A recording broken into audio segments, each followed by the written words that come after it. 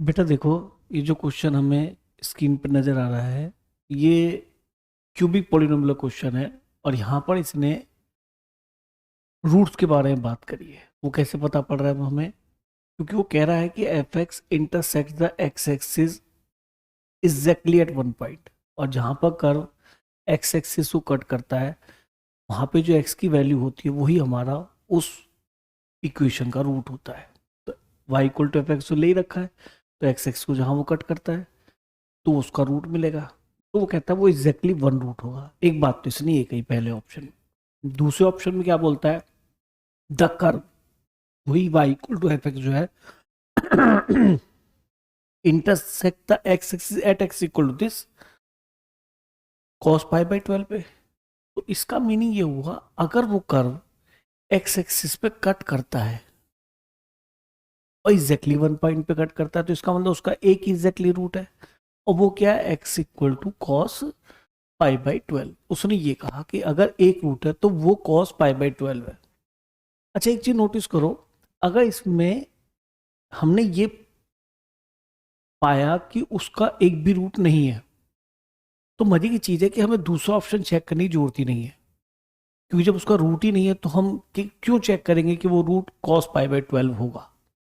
लेकिन अगर पहला ट्रू हो गया और आपने ये पाया इस क्वेश्चन में कि इसका एग्जैक्टली वन रूट है, then you have to check क्या वो कॉस पाई बाई 12 है या नहीं। तो इस क्वेश्चन में मजे की बात यह है कि सबसे पहले आपको नंबर रूट्स की भी बात कर रहा है और फिर वो रूट की भी बात कर रहा है। तो वो रूट ये होना चाहिए। ठीक है, अल्टीमेटली आपको रूट बताना है। ठीक है, तो चलिए क्वेश्चन स्टार्ट करते हैं। बढ़िया क्वेश्चन है। इस तरह क्वेश्चन आप अगर पाएंगे और एडवांस से क्वेश्चंस कर रहे हैं तो एग्जैक्टली इस तरह की क्वेश्चन आया हुआ है पहले। ठीक, तो उसके बारे में बात नहीं करते, क्वेश्चन स्टार्ट करते हैं। अब देखिए, अब आते हैं, हम कभी भी रूट निकालना होता है तो एफ एक्स की वैल्यू को जीरो पुट करते हैं, यानी कि वाई की वैल्यू को जीरो पुट करते हैं। क्योंकि अभी जैसे हम देख रहे थे यहाँ पे कि ये एक्स एक्सिस है, तो यहाँ पे क्या है? वाई जीरो है ना, और ये एक्स की वैल्यू कॉस पाई बाई 12। तो यही हमारा रूट है, यही हमारा रूट है। जो एक्स की वैल्यू होती है वो हमारा रूट होता है। ठीक है, जहां पर वाई क्या होता है? जीरो कर्व पे। ठीक है, यानी एक्स एक्स को जहां पे वो मीट करता है। चलो ये बात क्लियर हो गई। अब आते हैं, सर 10th क्लास में जब हम ऐसी इक्वेशन सॉल्व करते थे, कौन सी? 4√2 x³ -3√2 x-1, ये एफ एक्स है। इसका रूट निकालना है तो एफ एक्स को जीरो पुट करना है, तो क्यूब इक्वेशन बन गई। तो 10th और 11th में हम जनरली इक्वेशन क्या सॉल्व करते हैं कि sir heat and trial method से इसके अंदर एक्स को पुट करके देखो।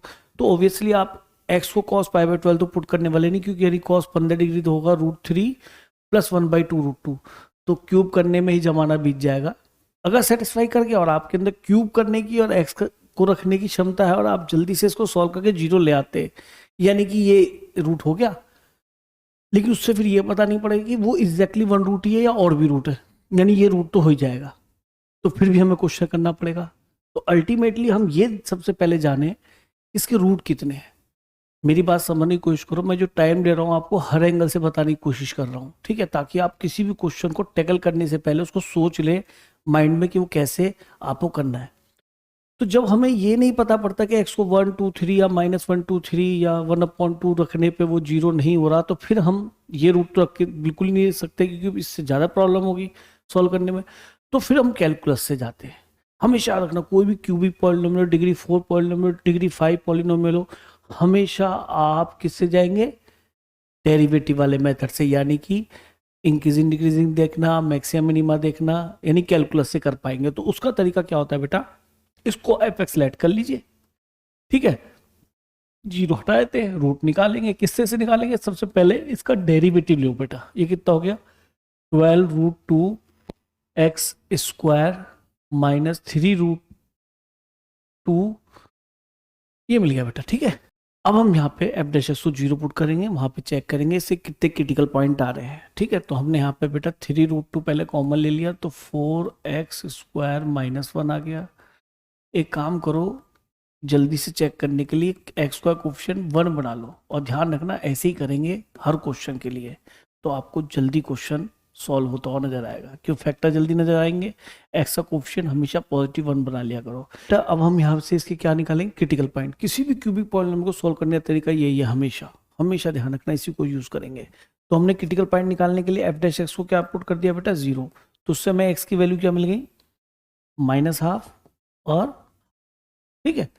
अच्छा, अब आगे एफ डैश एक्स के साइन चेक कर लेते हैं, जिससे हमें ये पता पड़ जाएगा किस इंटरवल के अंदर ये एफ एक्स इंक्रीजिंग या डिक्रीजिंग। एफ एक्स का पता पड़ेगा इंक्रीजिंग है या डिक्रीजिंग।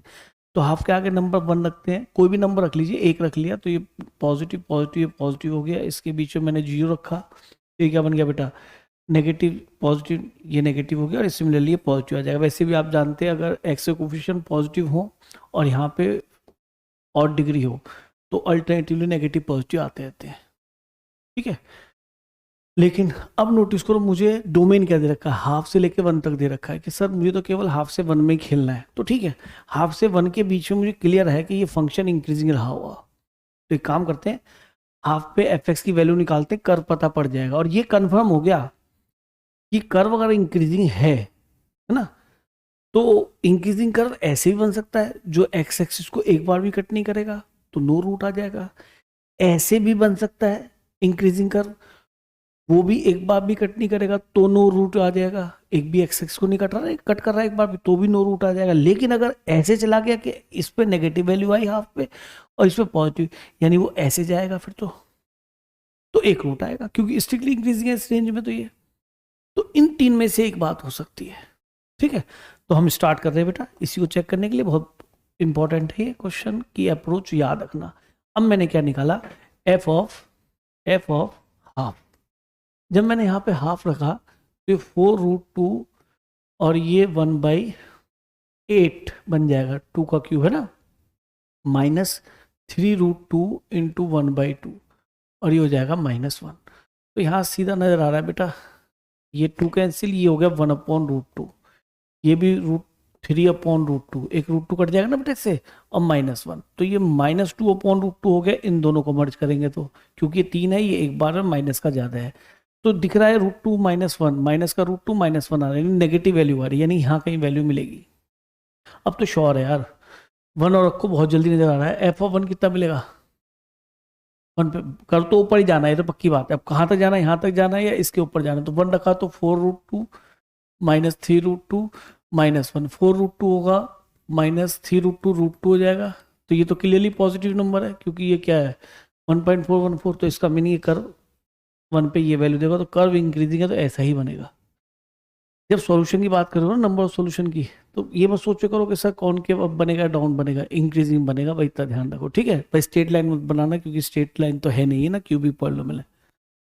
तो यहाँ कंफर्म हो गया कि सर एक ही रूट आएगा, तो ये ऑप्शन तो हो गया ट्रू। अब हमें सेकंड चेक करना ही पड़ेगा, तो ये cos π/12 है, रख के देख लेते हैं, अगर सेटिस्फाई हो गया तो ठीक है, रूट है। और देखो यहाँ पे आप देख पाएंगे कि ये इसको सेटिस्फाई कर जाएगा।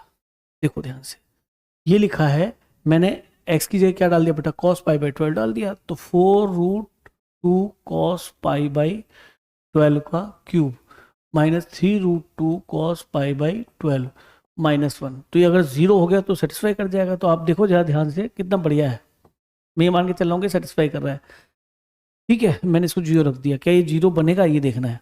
तो ये देखते हैं, सॉरी यहाँ से कितना √2 कॉमन दिखाई दिया, केवल इन दोनों में कॉमन ले रहा हूँ बेटा, और ये बन गया 4 cos क्यूब थीटा, पढ़ने लगो जरा, -3 cos थीटा। जब ध्यान से पढ़ो तो आपको एक चीज नजर आ रही होगी कि ये तो यार 4 cos cube theta -3 cos theta, ये क्या है, cos 3a। देखिए कितनी ज़्यादा दुष्टता दिखाई हुई है जेईई मेन ने। वैसे ये दुष्टता पहले आईआईटी दिखा चुका है, इसलिए परेशान ना होना। जिन बच्चों ने वो क्वेश्चन पहले किया हुआ है वो इसको कर ही देंगे। तो 1/√2 देखना, ये कट गया, ये 1 बच गया, तो 1 -1 तो 0 हो गई। इसका मीनिंग ये इसको सेटिस्फाई भी कर रहा है, इसका मतलब ये ऑप्शन भी करेक्ट हो गया। तो both A and B are correct, यानी 1 और 2 दोनों करेक्ट हो गए। तो क्वेश्चन सच में बहुत बढ़िया है, कंसेप्टफुल है, और ऐसे कंसेप्ट के ऊपर एडवांस में भी क्वेश्चंस आते हैं।